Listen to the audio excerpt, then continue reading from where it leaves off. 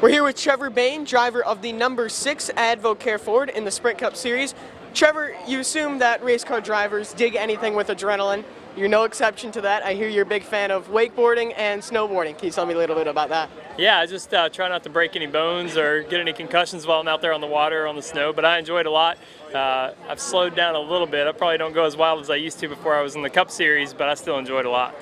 I am by no means an expert wakeboarder or snowboarder. What are some of the difficulties with it? You mentioned how you don't want to break any bones. Yeah, for me it's just holding myself back because I always want to learn new tricks and you know, I can do back rolls and tantrums, different stuff, but it gets to a point where you gotta weigh the risk reward a little bit and say, all right, this is fun, but it's more fun to race on Sundays, so I gotta calm down a little bit. Yes, it is more fun to race on Sundays. When you do wakeboard though, where do you usually go to wakeboard?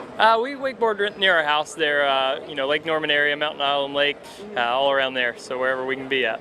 That's not the only daring thing you do. I heard you went on a pretty exciting hike with Carl Edwards. I shouldn't say hike, more like a mountain climb.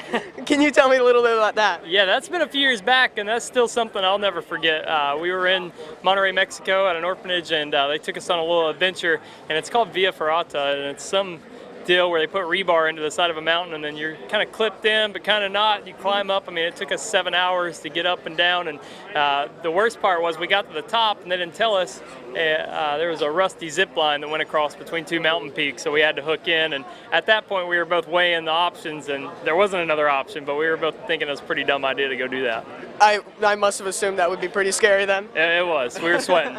So with all the mountain climbing and the hiking and the wakeboarding, would you consider yourself kind of an outdoors kind of guy? Oh, for sure. I love being outside and doing anything I can with my friends or family and just enjoying the outdoors. I'm not somebody to sit inside and watch TV. I just like to be out doing stuff. Yeah. What are some of your plans for the off season? I know you probably want to get out there and do something, or is it more of a laid back off season for you? Yeah, well, I've got kids now, so it's a little, or one kid now, and it's a little bit different. She's almost a year old, so I'll be playing with her and just enjoying that time together.